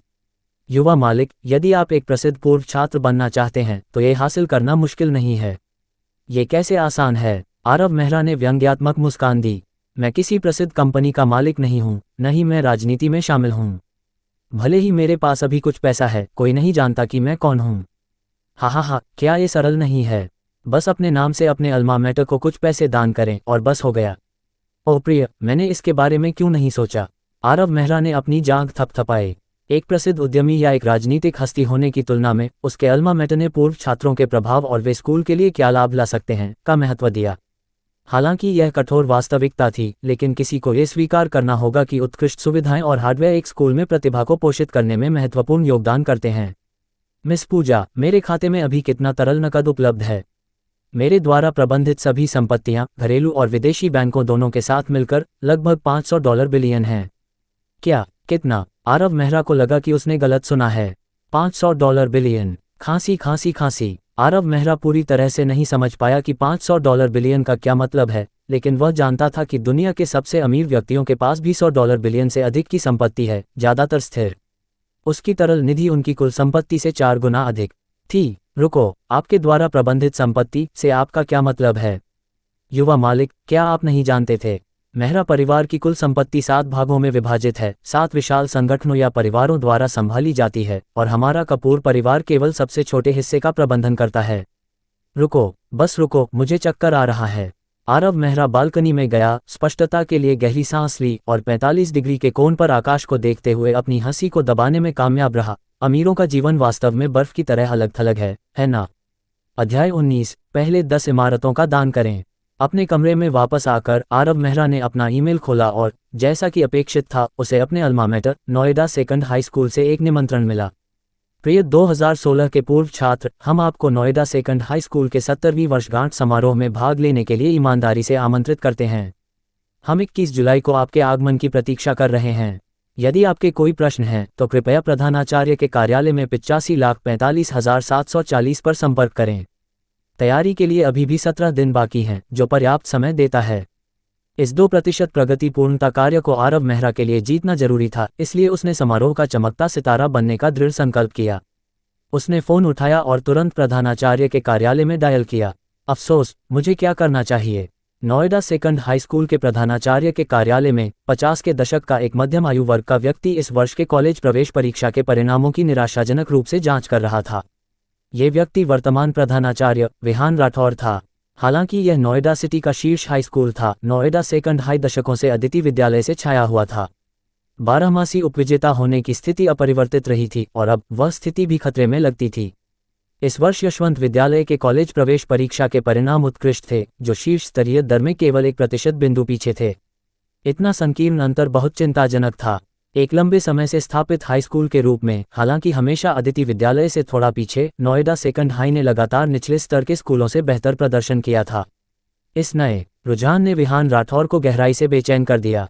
हर साल शहर का शिक्षा बजट सीमित था, जिसमें अधिकांश स्वाभाविक रूप से अदिति विद्यालय को जाता था। अन्य सभी हाई स्कूलों के लिए संयुक्त धनराशि अदिति विद्यालय को मिलने वाली धनराशि के आधे के बराबर भी नहीं थी। जैसे जैसे संसाधन अदिति विद्यालय के पक्ष में स्थानांतरित हुए, इसकी गति और भी दुर्जय हो गई। शिक्षकों, शैक्षिकी संसाधनों और सुविधाओं सभी को धन की आवश्यकता होती है, और अदिति विद्यालय के बाहर के स्कूलों को प्रदान किए गए धन से परे समाप्त करने के तरीके खोजने पड़ते थे। हालांकि स्कूल लाभ के लिए संस्थान नहीं थे, तो उन्हें धन की कमी कहां से पूरी करनी चाहिए। जांच करने पर विहान राठौर को पता चला कि यशवंत विद्यालय ने हाल ही में एक असाधारण पूर्व छात्र का उत्पादन किया था, जिसने 1 दशक से अधिक समय तक बाहर कड़ी मेहनत की थी, एक बड़ी कंपनी स्थापित की थी जो पिछले साल संयुक्त राज्य अमेरिका में सार्वजनिक हुई थी। पिछले साल के स्कूल समारोह के दौरान इस पूर्व छात्र ने स्कूल के विकास में सहायता के लिए 10 मिलियन रुपये का दान दिया था, इसलिए इस वर्ष यशवंत विद्यालय में मजबूत प्रगति देखी गई। इन वर्षों में सेकंड हाई ने भी कुछ उत्कृष्ट पूर्व छात्रों का उत्पादन किया था। उनमें से कई ने व्यवसाय शुरू करने में सफलता प्राप्त की थी, कई दान किए गए थे, लेकिन इतनी महत्वपूर्ण राशि कौन दान कर सकता था। नियमित विकासात्मक धन के अंतराल को भरना पहले से ही एक खिंचाव था। अगर यह जारी रहा तो सेकंड हाई जल्द ही यशवंत विद्यालय से आगे निकल जाएगा। प्रधानाचार्य के रूप में विहान राठौर ने अभूतपूर्व दबाव महसूस किया। स्कोर रिपोर्ट को देखते हुए उन्हें एक ही पल में बहुत सारे सफ़ेद बाल मिले। इस वर्ष स्कूल की 70वीं वर्षगांठ थी। परंपरा के अनुसार हर 10 साल में स्कूल एक भव्य समारोह आयोजित करता है, पूर्व छात्रों को वापस आमंत्रित करने और यह आशा करने के लिए कि सफल पूर्व छात्र अपने अल्मा मैटर के निर्माण में उदारतापूर्वक योगदान देंगे। कुछ सप्ताह पहले स्कूल ने पूर्व छात्रों से संपर्क करना शुरू कर दिया था, लेकिन विहान राठौर की निराशा के लिए जब भी दान का विषय सामने आया, आधे से अधिक उद्यमशील पूर्व छात्रों के पास अचानक बहाने थे, जिससे विहान राठौर निराश हो गए। रिंग रिंग, कार्यालय का फोन बज उठा। विहान राठौर को उस सुबह पहले ही दर्जनों कॉल आ चुके थे, जिनमें से अधिकांश विशिष्ट समारोह कार्यक्रम और गतिविधियों के बारे में पूछताछ कर रहे थे। उन्होंने मान लिया कि यह भी कोई अपवाद नहीं होगा। क्या ये नोएडा सेकंड हाई स्कूल का प्रधानाचार्य का कार्यालय है? दूसरी तरफ से एक युवा आवाज आई, मैं समारोह के विवरण के बारे में पूछताछ करने के लिए फ़ोन कर रहा हूँ। हाँ, मैं वर्तमान प्रधानाचार्य विहान राठौर हूँ। क्या मैं जान सकता हूँ कि आप छात्रों के किस बैच से हैं? हा, क्या विहान राठौर प्रधानाचार्य बनने में कामयाब रहे? आरव मेहरा ने मन ही मन हंसते हुए सोचा।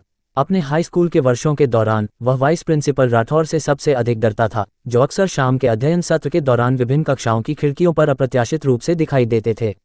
आरव मेहरा को उनसे एक से अधिक बार पकड़ा गया था। प्रिंसिपल राठौर, मैं 2016 बैच का स्नातक हूँ, आरव मेहरा ने कहा। विहान राठौर के चेहरे पर निराशा का एक संकेत आया। 2016 बैच के छात्र अभी भी अपने तीसरे विश्वविद्यालय वर्ष में होंगे, अपनी पढ़ाई पूरी करने से बहुत दूर, स्कूल के लिए कोई मदद लाने में सक्षम होने की बात तो दूर। हालांकि चूंकि यह एक पूर्व छात्र था, विहान राठौर इस मानसिकता को प्रदर्शित करने वाले नहीं थे। प्रत्येक छात्र के दिल में अपने अल्मा मैटर के लिए एक विशेष स्थान था। कौन जानता है, शायद वे एक दिन उत्कृष्टता प्राप्त करेंगे। विहान राठौर ने हर उस छात्र का स्वागत किया जो वापस आना चाहता था। प्रिंसिपल राठौर, क्या आपको मेरी याद है?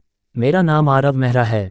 आरव मेहरा। दशकों तक शिक्षा में काम करने के बाद विहान राठौर के दिमाग में अनगिनत छात्रों के नाम थे और उन्हें तुरंत याद नहीं आया। आपको याद नहीं है, जब मैं अपने दूसरे वर्ष में था तो आपने मुझे शाम के स्व अध्ययन के दौरान खाते हुए पकड़ा था। आपने मुझे हमारे होम रूम शिक्षक के पास ले गए और जैसा कि पता चला, हमारे शिक्षक भी कार्यालय में बदबूदार टोफू खा रहे थे। आपने हम दोनों को व्याख्यान दिया। इस घटना को याद करते हुए आरव मेहरा को अभी भी ये थोड़ा मनोरंजक लगा, और जब आप गए तो आपने अपने साथ एक टुकड़ा बदबूदार टोफू भी लिया। अहम, ओह, अब मुझे याद आया, ये तुम हो। ये सुनकर विहान राठौर का बूढ़ा चेहरा लाल हो गया और उन्हें शरारती लेकिन अकादमिक रूप से उत्कृष्ट लड़के का चेहरा याद आया। मुझे याद है कि तुम्हें शिवाजी यूनिवर्सिटी में प्रवेश मिला है ना? तुम्हारा बैच सबसे अच्छे बैचों में से एक था जिसे मैंने कभी पढ़ाया है। ये शब्द केवल चापलूसी नहीं थे। आरव मेहरा के बैच ने सेकंड हाई के इतिहास में शीर्ष स्तरीय की उच्चतम दर हासिल की थी, लगभग अदिति विद्यालय को पकड़ लिया था। यदि छात्रों का प्रत्येक बैच इस तरह होता तो विहान राठौर इतना परेशान नहीं होते। क्या आप समारोह में आ रहे हैं? विहान राठौर ने अपनी पिछली चिंताओं को एक तरफ रख दिया। ऐसे छात्रों के साथ बातचीत करना दिलचस्प और उदासीन दोनों लगा। हाँ, हमारी गर्मी की छुट्टियां चल रही हैं, इसलिए मैंने अपने अल्मा मैटर और शिक्षकों से मिलने की योजना बनाई है।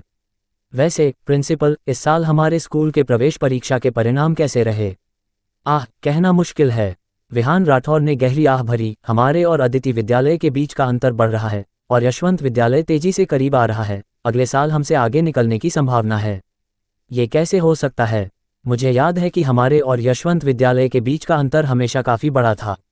यशवंत विद्यालय को हाल के वर्षों में पर्याप्त शैक्षिक धन मिला है, जिससे उनकी सुविधाओं और कर्मचारियों में काफ़ी सुधार हुआ है, जबकि हमारा स्कूल आरव मेहरा को एहसास हुआ कि सेकंड हाई का विकास अच्छा नहीं चल रहा था। एक महत्वपूर्ण मुद्दा शैक्षिक धन की कमी थी। क्या यही आरव मेहरा की उम्मीद नहीं थी?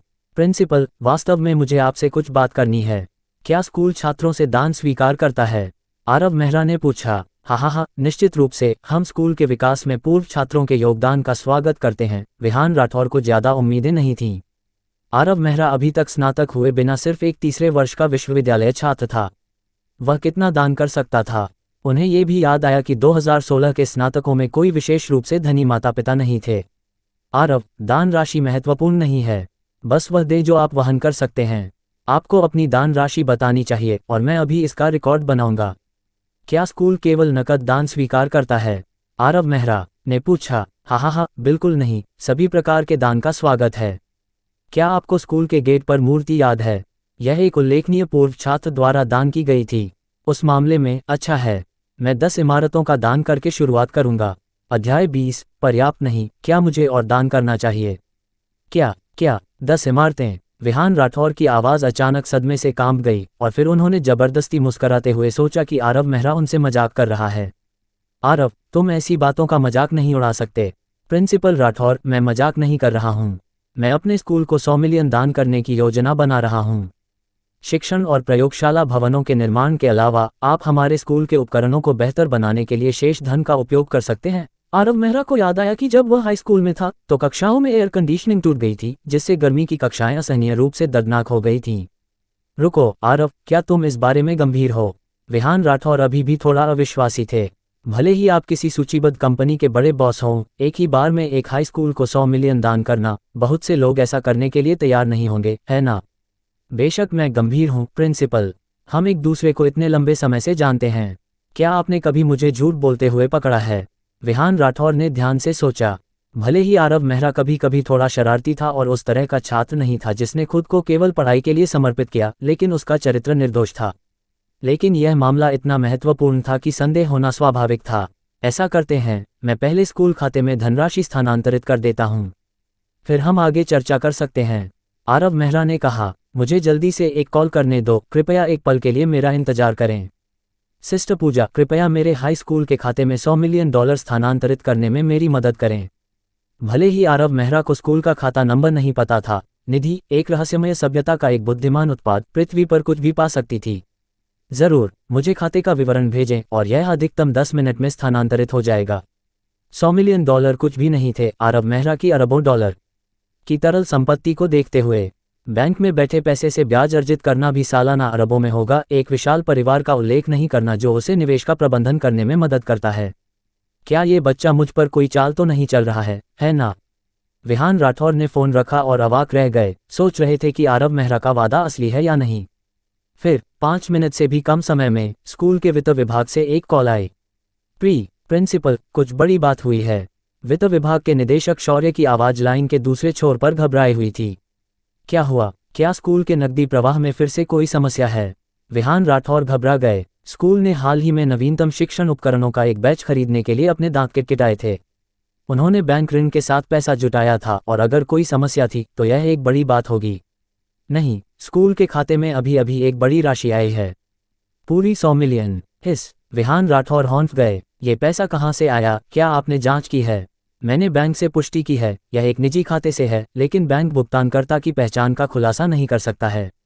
मेरे पास ये निर्धारित करने का भी कोई तरीका नहीं है कि यह कहाँ से है। मुझे पता है ये किसका है। विहान राठौर की सांस अचानक तेज हो गई। उन्होंने कभी उम्मीद नहीं की थी कि आरव मेहरा ने जो कुछ भी कहा वह सच होगा और 100 मिलियन बस ऐसे ही आ जाएंगे। ये किसका है? ये हमारे स्कूल से स्नातक हुए एक छात्र का दान है। विहान राठौर ने अचानक आत्मविश्वास की एक अस्पष्ट भावना महसूस की। निदेशक शौर्य, आज दोपहर मेरे कार्यालय में आओ और हम इस पैसे के उपयोग की अच्छी तरह से योजना बनाएंगे। शायद हम कभी नंबर 1 हाई स्कूल से भी आगे निकल सकते हैं। ठीक है, मैं आधे घंटे में वहां आ जाऊंगा। प्रिंसिपल राठौर, क्या धनराशि आ गई? आरव मेहरा ने एक बार फिर विहान राठौर के कार्यालय के फोन पर कॉल किया। हाँ, विहान राठौर का स्वर अविश्वसनीय रूप से उत्साहित था, लगभग आंसू में। इस पैसे से स्कूल की शैक्षिकी शक्ति निश्चित रूप से एक गुणात्मक छलांग देखेगी। हाई स्कूल विश्वविद्यालयों से भिन्न होते हैं। विश्वविद्यालयों में कई उपकरण और एक बहुत बड़ा पैमाना होता है। 100 मिलियन एक विश्वविद्यालय में ज़्यादा हलचल नहीं मचा सकते हैं, लेकिन एक हाई स्कूल के लिए परिवर्तन महत्वपूर्ण होंगे। पहले इस पैसे के उपयोग पर चर्चा करते हैं, आरव मेहरा ने कहा। इसका आधा हिस्सा स्कूल के लिए 10 शिक्षण और प्रयोगशाला भवनों के निर्माण के लिए उपयोग करें और फिर। आरव, धीमे हो जाओ, विहान राठौर ने उसे रोका। तुम जानते हो कि हमारा स्कूल इतना बड़ा नहीं है। हमारे पास कुल 4 शिक्षण भवन हैं। अचानक 10 और भवन बनाने के लिए हमारी सीमित भूमि पर उन्हें रखने के लिए कोई जगह नहीं है। हा, आरव मेहरा हंसा। उसने पहले ऐसे विवरणों पर विचार नहीं किया था। यह मेरी अदूरदर्शिता थी। प्रिंसिपल, आपके समृद्ध अनुभव के साथ आपको योजनाएं बनानी चाहिए। मुझे आप पर भरोसा है। हालांकि विहान राठौर को स्कूल में नाइट स्टडी किलर के रूप में जाना जाता था, लेकिन वह लगातार शहर के उत्कृष्ट शिक्षकों में से एक थे। उनकी ईमानदारी संदेह से परे थी और वह निश्चित रूप से हर पैसे का सर्वोत्तम उपयोग करेंगे। ऐसा करते हैं, मेरे पास एक प्रारंभिक योजना है, विहान राठौर ने कहा। मैं स्कूल में एक शिक्षण भवन और एक प्रयोगशाला भवन जोड़ने के लिए 10 मिलियन का उपयोग करने और फिर स्कूल की हार्डवेयर सुविधाओं में सुधार करने के बारे में सोच रहा हूँ। क्या तुमने स्कूल की एयर कंडीशनिंग के बारे में शिकायत नहीं की थी? इस बार इन बच्चों के लिए उन सभी को बदल देते हैं। ये समय के बारे में है। आरव मेहरा ने अपनी मुट्ठी भींच ली। ये हाई स्कूल में उसके 3 वर्षों का सपना था। मैं फंड के हिस्से का उपयोग हमारे स्कूल में काम करने के लिए प्रांत के कुछ शीर्ष शिक्षकों को नियुक्त करने और आर्थिक रूप से चुनौतीपूर्ण पृष्ठभूमि के उत्कृष्ट छात्रों का समर्थन करने और शीर्ष उपलब्धि प्राप्त करने वाले छात्रों को पुरस्कृत करने के लिए छात्रवृत्ति स्थापित करने की भी योजना बना रहा हूँ। आपने इसके बारे में सोचा? प्रिंसिपल, इसलिए मैं इसे आप पर छोड़ दूंगा। आरव मेहरा को लगा कि विहान राठौर की योजना उत्कृष्ट है। तो हम आपके नाम पर फंड का नाम रखते हैं। इसे आरव मेहरा फंड कहते हैं। आपको क्या लगता है? उसकी कोई आवश्यकता नहीं है, आरव मेहरा हंसा। मैं केवल इस फंड का आरंभकर्ता बनूंगा। कौन जानता है, शायद अन्य पूर्व छात्र भविष्य में योगदान करना चाहेंगे। इसे सागर के बच्चे फंड कहते हैं। नोएडा सिटी समुद्र के पास था और वे सभी किनारे पर पले बड़े थे। सागर के बच्चे नाम बहुत उपयुक्त था। ठीक है, हम आपके सुझाव के साथ जाएंगे। Aarav, Noida number 2 high school के सभी शिक्षकों और छात्रों की ओर से धन्यवाद। विहान राठौर ने ईमानदारी से कहा। आखिरकार, मैं नंबर 2 हाई स्कूल का स्नातक हूं और अपने अल्मा मैटर को वापस देना बिल्कुल सही है। विहान राठौर की कृतज्ञता के साथ आरव मेहरा थोड़ा शर्मिंदा महसूस कर रहा था। आरव, बुरा मत मानना अगर मैं पूछूं, लेकिन तुम केवल कॉलेज में जूनियर हो। तुम्हारे पास इतना पैसा कैसे है? विहान राठौर चिंतित थे कि आरव मेहरा कहीं गलत रास्ते पर चला गया होगा और अभी भी थोड़ा चिंतित था। ठीक है, वास्तव में मुझे हाल ही में पता चला। मेरे माता पिता दुनिया भर में यात्रा कर रहे हैं और उन्होंने पारिवारिक व्यवसाय को मेरे संभालने के लिए छोड़ दिया है। हा, मुझे एहसास नहीं हुआ कि तुम्हारा परिवार इतना प्रभावशाली है। विहान राठौर हंसे। आजकल कई धनी परिवार अपने बच्चों को विनम्रता से पालना चुनते हैं और ऐसा लग रहा था कि आरव मेहरा का परिवार उनमें से एक था। लेकिन इतनी बड़ी रकम को स्थानांतरित करना क्या आपके परिवार के व्यवसाय के लिए जोखिम नहीं है? ओह, उस बारे में चिंता मत करो। ये राशि मेरे परिवार के लिए बाल्टी में एक बूंद की तरह है, आरव मेहरा ने कहा। वैसे प्रिंसिपल राठौर, क्या 100 मिलियन पर्याप्त